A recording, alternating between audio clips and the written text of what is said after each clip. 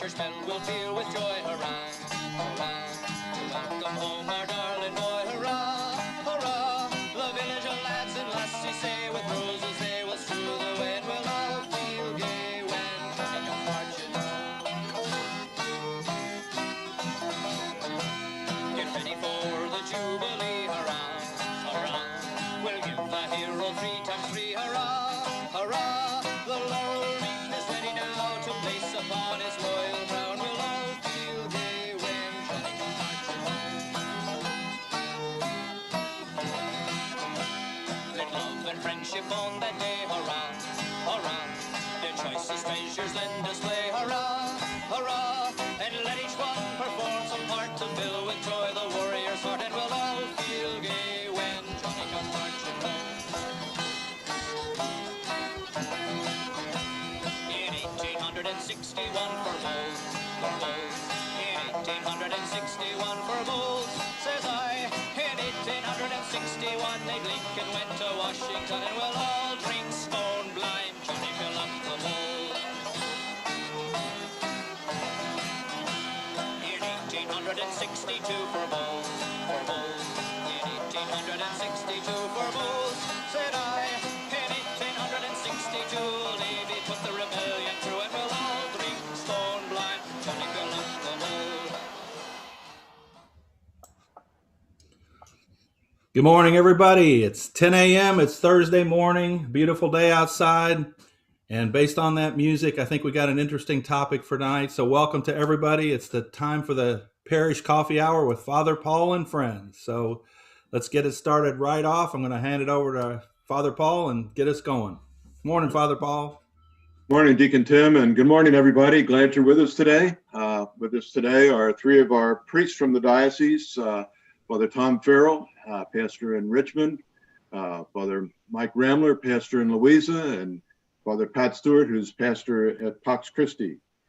Always a theme for us as we live our lives is to learn from history. And today we're going to be exploring the Civil War.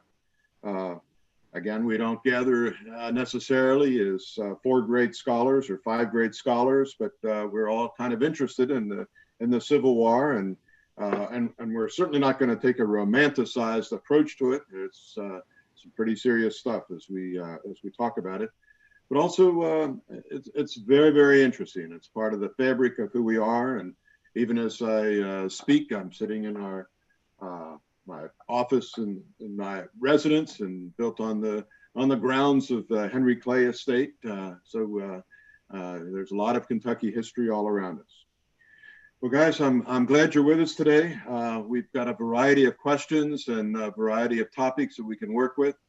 Honestly, we could go with any of these topics for a pretty long time, and we've got designated first responders, and we'll address it that way in terms of the issues. And yet, if there's something that any of you feels compelled to say as we go along, let's have at it. We just want to trust the Spirit as we serve our community with our program today. If we get through all the questions that you've seen kind of mapped out ahead of time, that's great. But if not, we'll just work with what we got. And I think we got a great program today. So Tom, we'll just start off with you. How did you get interested in the Civil War? When I was in elementary school, I think it was 7th or 8th grade that we had that I was introduced to American history and the Civil War for the first time. I remember being fascinated by that. And then reading. You talked about the romanticized view of the Civil War. I was in the 8th grade when I discovered the 1937 Pulitzer Prize winning novel, Gone with the Wind, which takes a sort of romanticized view of the war period. But I read that, and then later I discovered in downtown Cincinnati in a bookshop, I discovered a 3-volume set of letters, The Children of Pride, written by the members of one extended family out of Midway, Georgia, before the war, during the war, after the war. Somehow all those letters were saved, and they were published in a 3-volume set, and I read that. So it was mainly reading that fed my interest until I got to the seminary. My theology was at Mount St. Mary's in Emmitsburg, Maryland, 13 miles from Gettysburg. So I was in paradise there. The Civil War was in my backyard. So, and I've been back to Gettysburg multiple times. So that's how my interest was fed. Wow. Other comments? Well, Mike, what would be some of the most important lessons that the Civil War teaches us?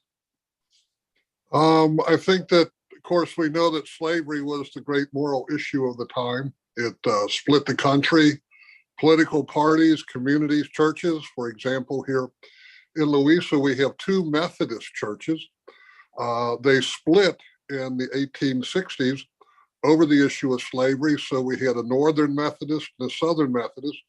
And here we are in this current year, and there's still two churches, two Methodist churches in town. So they've never really reformed again. I have found that in the Civil War, there's nothing civil about it. Leading up to the Civil War, the parties involved had really stopped listening to one another. They didn't respect one another. They belittled one another. They put one another down. They saw no good in the other. And eventually it became a bloody conflict, which mangled both body and mind of the people who were involved in it. It's kind of sad when you look at it and realize that the Industrial Revolution would have put an end to slavery in a few decades anyhow, with the event of the steam tractor and the plows and the carbines and so on, because slavery would have been uneconomical. They wouldn't have been able to maintain it. Also found that there was a comment that I forget where I came across it, but it said that the Civil War was a rich man's war and a poor man's misery. And in my reading, I've moved more into the common everyday soldier in the Civil War, and just amazed at some of the stuff that they went through. I think today we find in our own country issues of immigration, abortion, and they seem to be separating. They seem to be splitting us. And maybe a lesson we can learn is the people prior to the Civil War stopped respecting and listening to one another, really listening to one another. And we may have that problem going on once again today. I'm not saying we're going to go into another bloody conflict like the Civil War, but still, when discourse breaks down, we find that people stop disrespecting one another, and there's nothing civil about that kind of an attitude. So again, a big question, and hopefully a short, quick little answer here. It seemed like a lot was festering that the Civil War kind of brought to reality. Eventually, yep. Here, Mike talked about the churches being split. When I was assigned as the pastor in Danville, I discovered that the Presbyterian church there in Danville split apart over the issue of slavery. And so there were two Presbyterian churches in Danville for generations. And finally, I think it was in the 1970s or 80s that they reunited. My understanding too is that in the Civil War that Berea affiliated with the Federals and Richmond affiliated with the Confederates. Is that an accurate reading? Yes, I'd say so. And I didn't realize until I got to Richmond that there was a Battle of Richmond that took place shortly before the Battle of Perryville. And it was a defeat for the Union. The Confederates chased the Union soldiers down Main Street. Now, St. Mark's Church wasn't there yet, but we have a commemorative plaque out in front of our property commemorating the Sisters of Charity from Cincinnati, Ohio, who came down after the Battle of Richmond to nurse the wounded. And they were here for months. And when we put that plaque out there, the Sisters of Charity sent a busload of their nuns down for the occasion. So we have a little bit of Civil War history right here in our own backyard.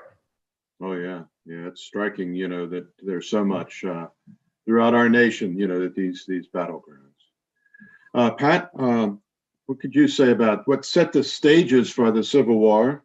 And we might even ask what it resolved and what was left unresolved.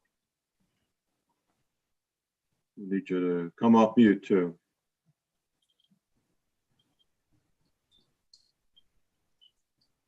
There we are. Sorry. Okay. First of all, I just want to say it's good to see Mike Ramler there. I see you two guys way too often, but it's good to see you. It's good to see you, Mike. What set the stage? Hope you're doing well. I am. Thank you. Thank you. Very well. What set the stage is myriad things, but I'll just mention a couple quick. The newly founded Republican Party, it was made up of diverse groups that were not always in full agreement. There were the freeland people who wanted to be able to move to the West and were threatened by the idea that slavery might move into the West and take away their opportunity for free lands. There were the various forms of abolitionists. There were northern economic powers, and all these together, which were not always in full agreement with each other, they were all a threat to the Southern culture and economy. So again, what set the stage for the Civil War was the debate over the conflict over slavery, and it's right there in all of the secession documents that the reason why they were seceding from the government was to protect slavery and the slave economy. And Mike's right. There were already signs that the slave economy was not feasible, but they were determined to hold on to it. And I mean, I'll just be real blunt here. All this business about states' rights, were simply a cover to protect their slave culture and their slave economy. What did it resolve? I guess I'm kind of cynical. I'm tempted to say very little. It didn't. It ended legal slavery, but it certainly did not end the racist culture of the South. And as we know, after a brief period that is called Reconstruction, pretty much the South was able to reinstate many of the racist practices that maintain that subservience and that maintain the power of a landed elite over both poor whites and poor blacks. What do you think, guys? I sometimes think that it's related to almost a national arrogance that we can do anything we want to do. And it's what strikes me is it's not that many years from the Mexican War, which wasn't really a Mexican war. It was sort of like a colonial power move, to get some land that that the U.S. wanted, and almost like something in the U.S. psyche, whether it's south or north of the Mason-Dixon line, would be saying anything we want to do, we can do. It's almost like a manifestation or an overextension of the manifest destiny idea. I don't know if you guys would plug into that idea as even deeper than some of the the precipitating events that Pat's mentioned. I would just say, I think the urge to extend slavery into the West from the Southern culture was one of the motivations of the Mexican-American War itself. Mm-hmm. Yeah. I think it's significant that Abraham Lincoln, who was in I believe the House of Representatives at the time, voted against the move to annex Mexico. He was one of the few. So an early sign of his integrity, that he recognized that this was wrong and he voted against it. One of the things too that I think is helpful to draw out too is that the disrespect for African Americans was also felt in the North. Again, there wasn't the same kind of need for African-American slaves in the North as in the South, and more of the abolitionist movement was in the North, of course. But there was still plenty of racism, I think, that would permeate the whole USA, whether North or South. Granted, it would be more significant in the South, but still, I think was all throughout. Does that make sense to you guys? Sure. Yes. In fact, for the first several years of the Civil War, the Union soldiers were not excited about the prospect of, they didn't feel like they were fighting to free the slaves. Well, one of the things, of course, that's going on these days is there's a movement to remove memorials to slavery and its proponents and its defenders. Mike, how would you balance an interest in the Civil War with this this commitment? You like giving me the loaded questions here. Yeah. I go with Tom. I started my interest in the Civil War back in probably the 7th or 8th grade. A friend up the street had a small little collection of Civil War items, bullets, some dice, and something else. From there, I came across my first book on the Civil War. It was about the bank raid up in Vermont. I can't remember the name of it. It was some Confederate agents tried to rob a bank up there to fund the South. And it was my first complete novel, I think, that I ever read in my entire, other than the classics illustrated comic books. From there, my early years, I was fascinated particularly by the Southern leadership. So I read a lot, anything I could find, like on Stewart, on Stonewall Jackson, and so on. And it wasn't until a number of years later that I came across this theory or an understanding that was always there, I just wasn't aware of it, of the lost cause. The lost cause was an ahistorical presentation of the Civil War started by General Jubal Early of the South. And it was kind of building up an image of the Southern leadership, particularly in Lee's army, as these cavaliers out fighting insurmountable odds, and that they were trying to protect the way of life due to the just kind of anonymous Northern power. And they really couldn't defeat it because they had all these things going against them. The North was greater industrial, in an industrial sense. It had more manpower. And so that here were these guys really defending this, and started to realize that it was propaganda, that it was trying to rewrite history. And so then started to move more into looking at all of the officers on both sides, and found out none of them are saints. They all had their jealousies and their flaws and their faults. Some were good, some were mean, some were nasty. They all had various reasons why they were fighting. And then went on finding that it wasn't really until the early turn of the century that they started to put up the statues. And the statues started to go up in response to the lost cause. Here are our heroes. The South has been downtrodden. It's kind of on an economic downturn ever since the Civil War has taken place.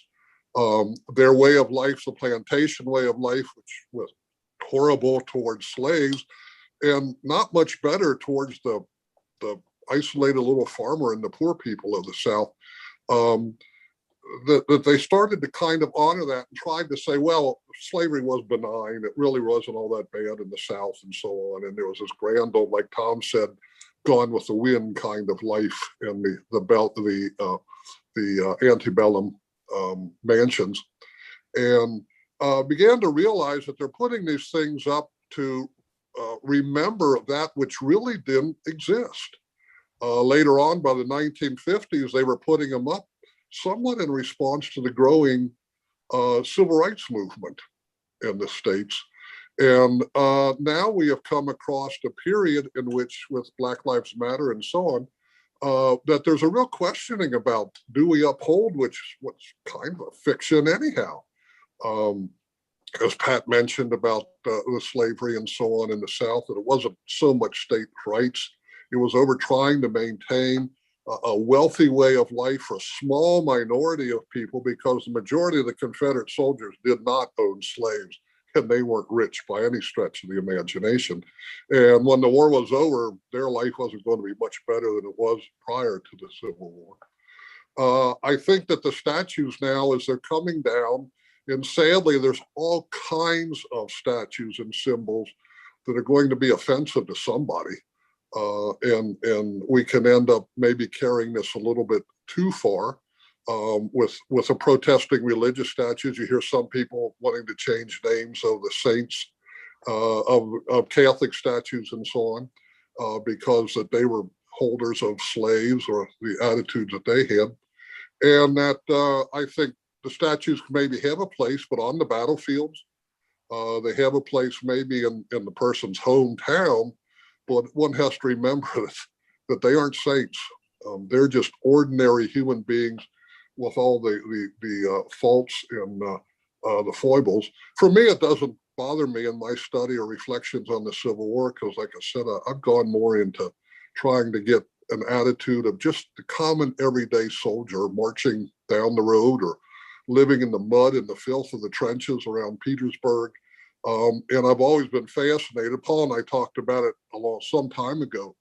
How on earth did you get men to line up shoulder and shoulder, walk within 100 yards of one another, and stand there and shoot at one another, knowing that hundreds are falling on either side of you? And what it really took to have that kind of courage, and what made that courage available. And maybe there's something in there that is honored, but we should never honor war. War is brutal, war is cruel, and ultimately it doesn't really result in solving a lot of the problems that we started to fight over in the first place. Yeah, usually the result of a war is it sets the stage for the next war.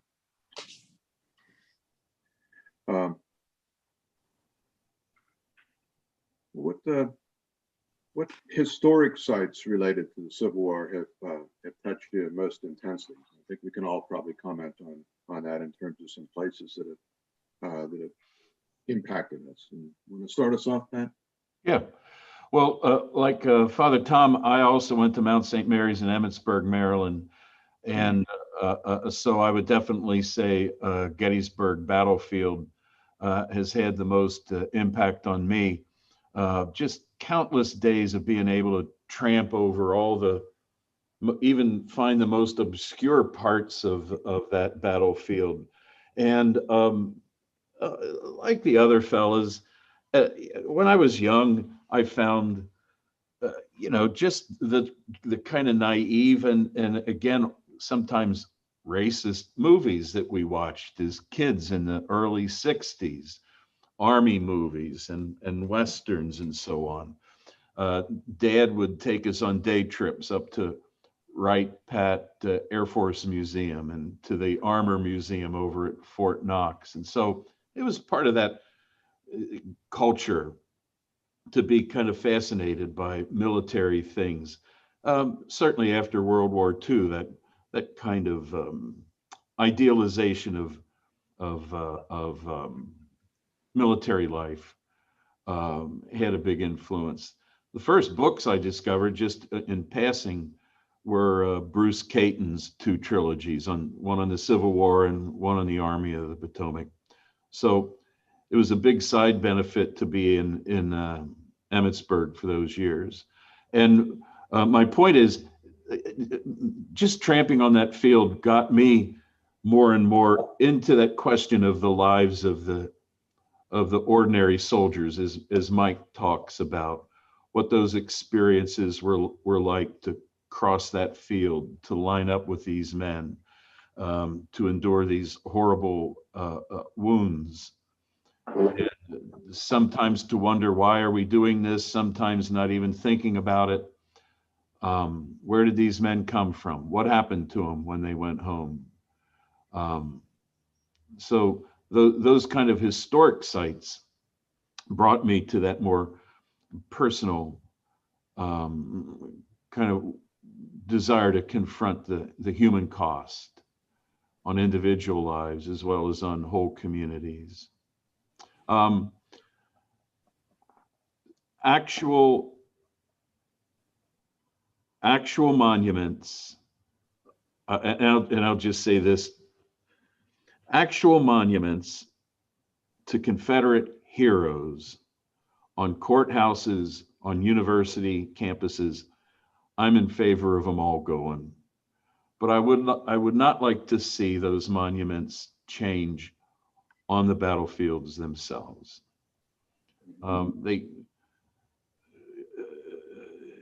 It's more about what happened on that day and what Longstreet did on that day, or whatever. So I hope that much of the monuments on the Civil War battlefields would be maintained. But I'd be happy to see all those Confederate monuments go in those more public spaces.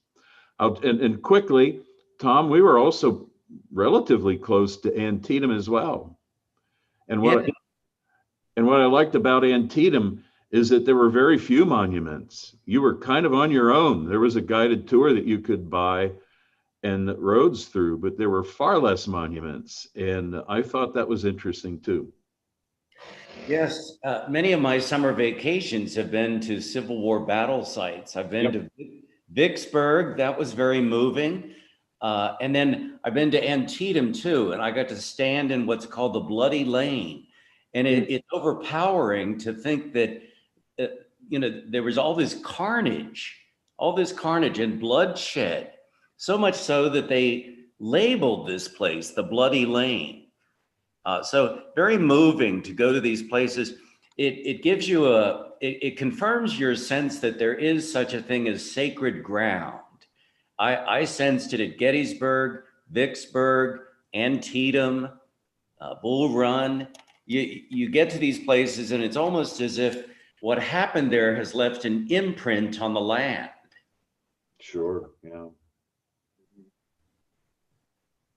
Now, several of you have talked about reading about the common soldier. I haven't pursued the common soldier as much as I happened to come across the slave narratives that were put together during the 1930s, the WPA, the Works Progress Administration.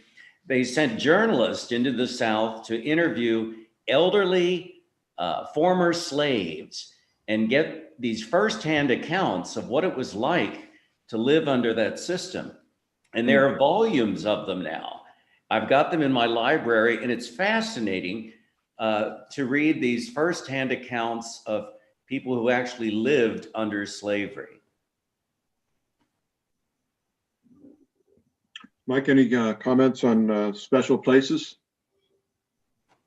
I've been to just about every battlefield east of the Mississippi River, some of them a few times. I think it's sad that you go to some of them and you find out really how little is left of the place because of the encroachment of society and the land values. I think in going to some of these places, and I agree with, I think a couple mentioned, I kind of like the battlefields that are more austere, not a whole lot of monuments, not a whole lot of statues. Get the CD player or whatever you can get and stick it in the car and just go on your own pace and drive through the things. But one thing I had never realized until I got there, and there isn't much left of it, is the Franklin battlefield in Tennessee, just prior to the Battle of Nashville. And that the actual charge of the Confederates there against the Union lines had greater, almost by 2 or 3 times the number of injuries, casualties than Pickett's charge at Gettysburg. And of course, Pickett's charge is kind of like the iconic charge of the Civil War. And to say, well, most people read and hear about the war in Virginia, some of the wars out west. Tom mentioned Vicksburg, Franklin, you've got Stones River, Atlanta, and so on, were much more important for the defeat of the Confederacy Lee was kind of blocking blocking Richmond, just as the Army of the Potomac was blocking Washington. But it was the Army out west that captured the most and tore the interior out of the Confederacy, which made it no longer viable for it to survive. So I kind of appreciated those battlefields out in that area that you just don't hear that much about. Yeah, Mm-hmm. yeah. Chickamauga is pretty well preserved and has a lot less of that monumentalism as well. Yeah. I think the Civil War characters, and very often we're talking about beyond the common soldier, you know, the generals. Who's of most interest to all of you? Tom, you want to start us off? Yeah, I've always been fascinated by Robert E. Lee, especially because he was faced with such a moral dilemma at the outset of the war. They actually offered him, he could have been, you know, head of the Union Army, and he went back to Arlington and paced the grounds, and he just couldn't bring himself to think of fighting against his fellow Virginians. So finally, his love of the state of Virginia, you know, swayed his decision, and he ended up being head of the Confederate Army instead of the Union Army. But you know, he agonized over that decision, and I've always appreciated that it was such a moral dilemma for him. I've got a photo of him hanging on my wall in my office, and in some ways, it's a tribute to, like you say, the integrity of the man, and also a reminder that good people make bad choices. Yes. You know, and it is a fact, and also that from a leadership standpoint, I think he operated in such a way that he and Jackson could. And Stonewall Jackson could almost read one another's mind in terms of the next movement of strategy and things like that. And once he lost Jackson, he still operated the same way, but you know, the lieutenant generals underneath him didn't react the same way as Jackson. He wasn't nearly as effective without him. So, anyways. For myself, the general is Thomas. George Thomas of the Union. He's involved in a lot of the important incidences. He always seems to be overlooked. Yeah. It was he who saved the day at Chickamauga. He earned the name the Rock of Chickamauga because of his defense that allowed the Union to retreat. And then he was the one who was at led the Battle of Nashville. But he was kind of a steady, dependable kind of a guy. It was his troops who took Missionary Ridge at outside of shoot. I've lost my Chattanooga. There you go. And he doesn't really get the acclaim, but he's just some guy that's always there and seems to be very dependable. Mike, George Thomas was the Union general that saved the day at a small but significant battle at Mill Springs outside Somerset as well. Well, and he was, I think I guess it was the 1880s, the city of Fort Thomas was named for him, or the fort that became eventually the foundation for the city was named for him.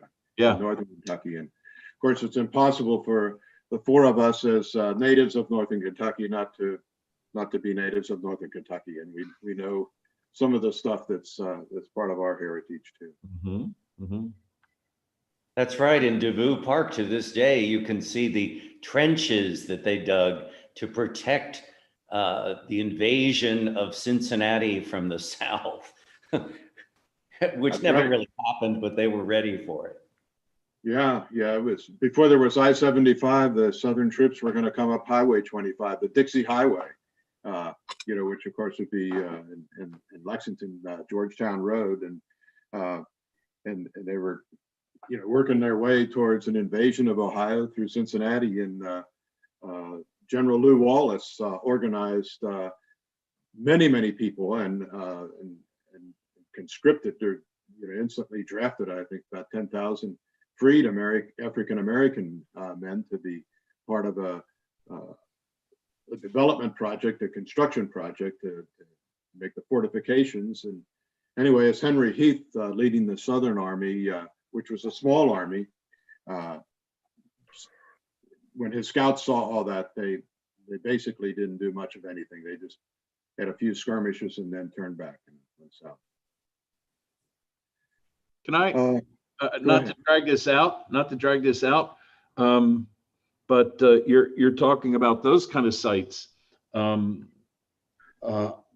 my mentioning of Mill Springs, military cemeteries, many of them founded, originating in the time of the Civil War. There's a military cemetery at Mill Springs at Nancy, outside of Somerset.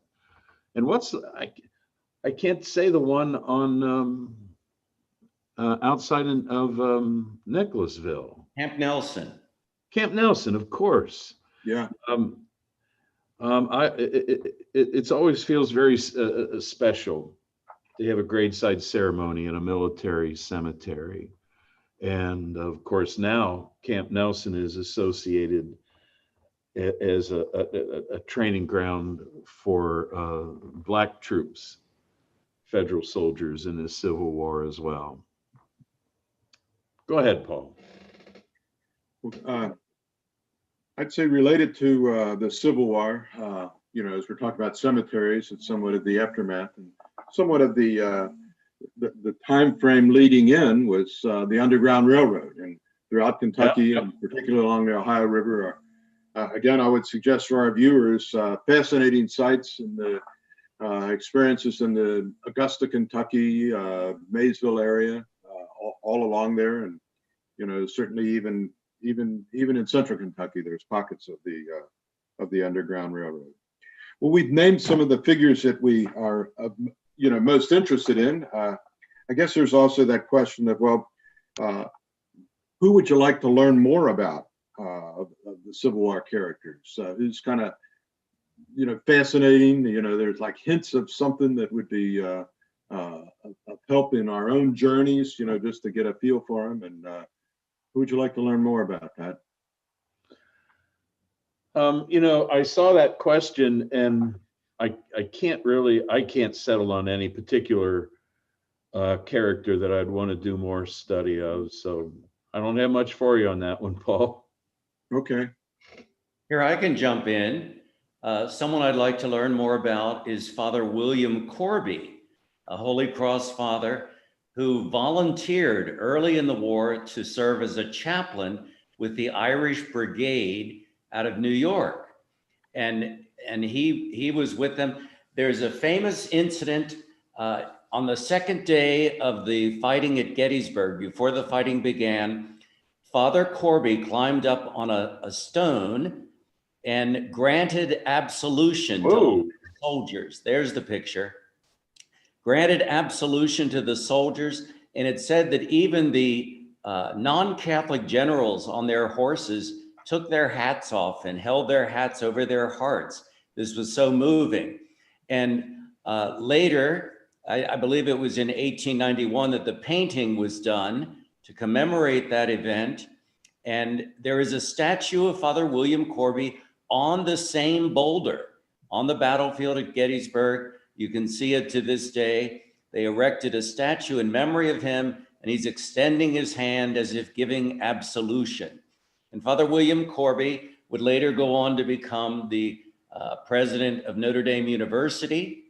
Oh. And 20 years after the war, he wrote his memoir, especially to counter a lot of the anti-Catholic feeling that was prevalent at the time.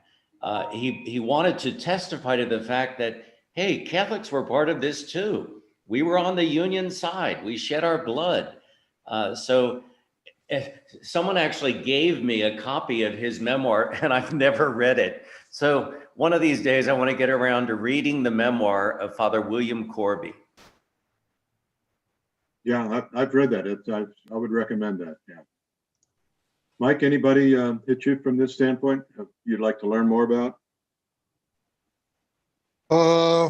Not anybody that would be notable. As I said, my activity has been more into finding things that talk about the everyday life. I've come across a whole series of their historical fiction writers, and I find that some of these guys can take the dryness of reading about the maneuvers and about the tactics and about who was there and who did what, and talk about the guys in the trenches or in the fields going into. So for example, there's a guy by the name of Ralph Peters. He's got about a 4 or 5 series on the Civil War, but they're written from the point of view of, he talks about just soldiers you've never heard of. I mean, most of them are fictional characters, but he stays pretty faithful to the historical reality. Another is the Sheras, the father and son, that series of books. And then another one, actually, I think he's an English writer, Bernard Cornwell. He has about 4 or 5 novels on the Civil War, but they're all done from the point of in perspective of the common soldier. But he brings in, like, well, these generals met, and this guy was kind of standing off to the side. And there are some historical fictions out there that I don't like at all, because they take and alter the historical reality, or they have people doing, the generals and that, doing things that would not be what these guys would have done. It kind of besmirches their history, their reality. So I think anybody wanting to get interested in the Civil War, to try some of these historical novel series, because they just aren't as dry as some of Yeah, I agree. Just from my own standpoint, Lew Wallace was a general with the Union, and was the writer of Ben-Hur. Never really became a member of a church, and yet was very religious. And again, he guided the preservation of Cincinnati at the time of the possible invasion. And then there's an Episcopalian who became dedicated to going to chapel services when he was at West Point, and served in the Mexican-American War, and named Leonidas Polk. And then after he finished his term in the service, went in the seminary and became an Episcopal priest, and then an Episcopal bishop. And then as he was a bishop in the South, when the war broke out, he gathered something in the way of an army and re-enlisted as a general, and eventually was killed in battle, and or not in battle, but he was killed during the war as he was reconnoitering. And he presided at the marriage of John Morgan, among other things. And his biography is by Joseph Parks, is very praiseworthy of him as such a noble guy. And then an article in, I think, Civil War Times Illustrated kind of paints the picture of a pompous, self-promoting person who wasn't a very good soldier at all. Polk was also part of the team of Braxton Bragg at Perryville. So I'd like to learn more about him because of the conflict, and then also just that fascinating thing of believing that, God's will is that the South prevail, and therefore here's the thing to do. So lots of character studies, that are part of all this.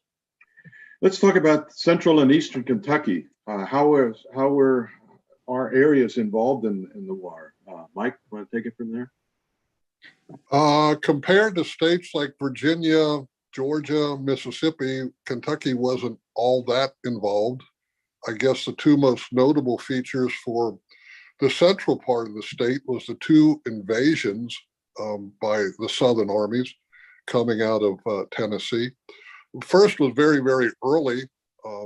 There was the attempts to keep Kentucky in the Confederacy, where it was moving towards the Union. And there was the battle out at Island Number 10, which is no longer an island on the Mississippi, but I believe it's part now of Missouri with the way the Mississippi has moved around. There's a small little remembrance at Columbus out on the Mississippi. But then for the central part of the state, there was the Battle of Mill Springs, which Pat alluded to earlier, in which General Thomas was the leading general on the Union side. And they stopped a proposed invasion into the state in January of 1862. And then, of course, the one that you're referring to with the protection of Northern Kentucky was the invasion that ended at Perryville in October of 1862. Then the other things that took place were kind of more minor, but they were Morgan's raids, again, coming out of either Virginia or coming out of Tennessee. And his most notable was he attempted to, we actually did cross into Indiana and went out behind Cincinnati and then was captured as he was trying to come back in across the Ohio River in eastern Ohio. I had been helped at the chaplaincy at the Ohio State Penitentiary when I was in the seminary there. And of course, Morgan and some of the other ones were imprisoned at the Ohio State Penitentiary and they escaped from there. So, and they made their way back south. So I had a little affinity with John Hunt whenever I went into the Ohio State Penitentiary and they said, okay, you're in here now, work with these inmates, and all those doors clang behind you. And you're thinking, I could scream and cry all I want, they're going to let me out of here. So I was appreciative of what he had done. In eastern Kentucky, there really isn't a whole lot over here. The most notable was it's not quite east, it's more in the central, was Wildcat Mountain, just outside of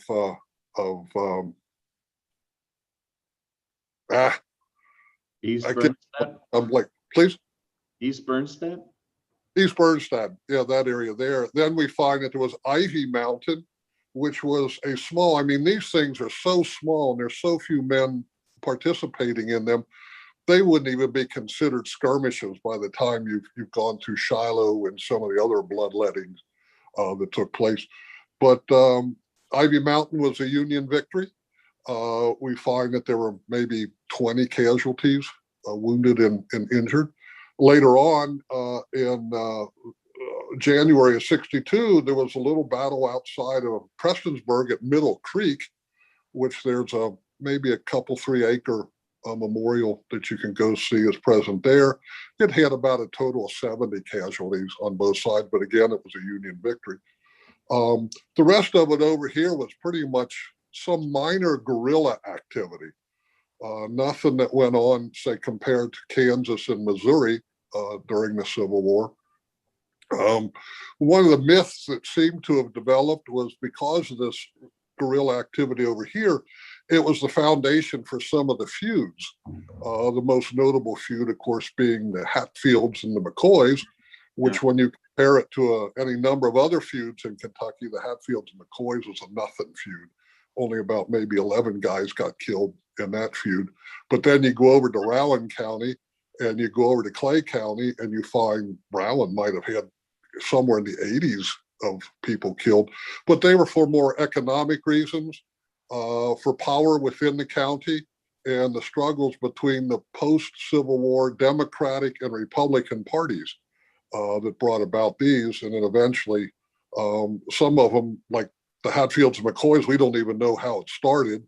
Some say it was over the Romeo and Juliet aspect. Others say it was over a pig. Others say it was because there was a struggle over land and the timber to cut off of these, to be harvested off these lands. But it seems like the more modern writings on these feuds are saying they weren't necessarily Civil War born. That doesn't mean they didn't have some flavor in there, but the primary cause wasn't North and South. So that was pretty much it for Kentucky. What do you guys feel, in Kentucky that there was more of a split in terms of soldiers' involvement? There's always this image of two brothers, one fighting for the North, one fighting for the South, and I think the Breckinridge family had some splits. Would you say that would, for a state that remained neutral when it's all said and done, were the common soldiers kind of split between both armies, or how would you respond to that? There's certainly in the Western theater, there certainly were units from Kentucky on both sides. I don't know any specific instances where the Kentucky units literally faced each other on a battlefield. And there were of cases of common soldiers, of brothers being on either side. And you don't hear a whole lot about that in Kentucky anymore, do you? No. I mean, and I think it would be percentage-wise a stronger phenomenon in a place like Kentucky than, say, Mississippi or New York. Of units from on both sides. Yeah, sure. But speak a little bit to that. Looking back at our genealogy, and the study the lady in the family did on that found that there were 4 brothers from Northern Kentucky who are my, I guess, 2 times great uncles. One fought for the South and 3 of them fought for the North. And the only reason the guy fought for the South was that he happened to be in New Orleans when the war broke out. So he just joined the Confederacy. In the library that I have and in doing some research, was able to figure out, because one guy lost his left arm, another guy lost his right arm, and I could figure out about where on the battlefields, and they were both in Georgia, that these guys were injured, where their unit was and about what time of the day that their unit was. So I can kind of say, well, gee, in history on my grandmother's side, we did have a split family. For goodness sakes. In the North and one brother in the South. Wow. I think it was significant that Mary Todd Lincoln's own family was divided over this. Yeah. She had brothers and stepbrothers, and if I'm not mistaken, most of them were Confederates, but there were some, and of course she was on the Union side. So her own personal family was divided. Let's talk a little bit about church stuff. How was Christianity involved in the Civil War and also the Catholic Church? Want to say a few things about that one, Pat? Yeah, but just, I feel like I need to keep it real simple. The Catholic Church was becoming more and more the church of immigrants, of course. In the 40s and 50s and into the 1860s. And that's also kind of a separate issue on our agenda for today. That was a complicated issue too. And unfortunately, the Catholic Church in the United States, the hierarchy in the United States was divided as well, just the way the country was. There were bishops in the South who were pro-slavery and who supported the secession cause. I think that's a sad comment on our history. I try to give a bit of leeway to trying to put things in the context of the time, but by the 1860s, I don't think there was any context left even in the 1860s to honestly support, to be able to support that Southern cause. And so I think it was our own Catholic sadness. So I'm just going to leave it at that for now. Others will have thoughts on this too. Yeah, the first thing I thought of was the involvement of Catholic nuns as nurses. When the war broke out, the majority of trained nurses in the United States were Catholic nuns. Wow. Who ran a network of 28 hospitals at the time. So they volunteered in great number to nurse the wounded. There was a sister of charity out of Cincinnati who went south to nurse the wounded. She became known as the Florence Nightingale of the Civil War, and she's never been forgotten. In fact, she was so revered by the soldiers that when she died, I think she died in the 1890s, she was given a military guard and buried with military honors. Oh, And these nuns were oftentimes the first contact with the Catholic Church that some of these soldiers ever had. And it did a lot to dispel anti-Catholic feeling. And there's a diary that one soldier kept. He wrote that this nun was so wonderful to him that he said to her, "Are you really a member of the Catholic Church?" He said, "I heard horrible things about the Catholic Church." And she said, "Yes, it gives the greatest meaning to my life." And he said, "Well, if you're a Catholic, I'm going to have a better opinion of Catholics from now on." But there's the story too of wounded soldiers from either side.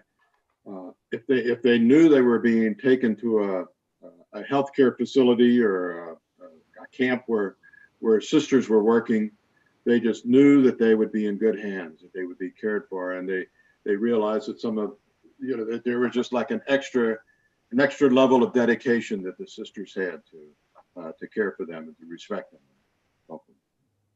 One of the things that stands out to me is that again, for maybe reasons that are beyond us here, the abolitionist movement wasn't a strong Catholic movement. There was probably more of a movement in the Catholic Church at the time to move towards like a gradualism rather than an instant freedom of those who were slaves. And again, as with a lot of things historically, there's more than one way to read that. But I think that's the fact that most of the abolitionists were coming from places beyond Catholicism. In fact, many of them were anti-Catholic, which probably would forestall something in the way of an allegiance with them too. In the Civil War, there was particularly in the North, there was a draft going on. I just think of, again, getting back to the common person. Somebody comes to the U.S., say from Germany or Ireland, hopefully getting a new start in life, and lo and behold, this war breaks out, and they're drafted. There's the movement of people, the rich people who could, in a sense, pay their way out of the draft and get somebody else to take their place in the army. Can you comment on some of that as we look back on what that meant to the folks coming in as immigrants, that this war is going on? And can you start us off on that one, Mike? As Pat alluded to earlier, that's a very complicated, complex issue. It can kind of boil it down to the Irish famine, which caused a lot of people from Ireland to come to this country, and also the various revolutions that took place in the 1840s and 50s in Europe, which those who lost were fleeing, particularly Germans coming into the country. By and large, they came into the big eastern cities, most notably New York. And there weren't many immigration laws in those days, not like anywhere near what we have today, because most of the immigration laws we have today didn't start until the 1920s. So when they came in, particularly the Irish found a lot of prejudice. The signs up that you see, Irish need not apply. So they were economically distressed. And when the Civil War came along, a lot of these Irish and Germans joined just because they were going to get a paycheck and get paid and so on.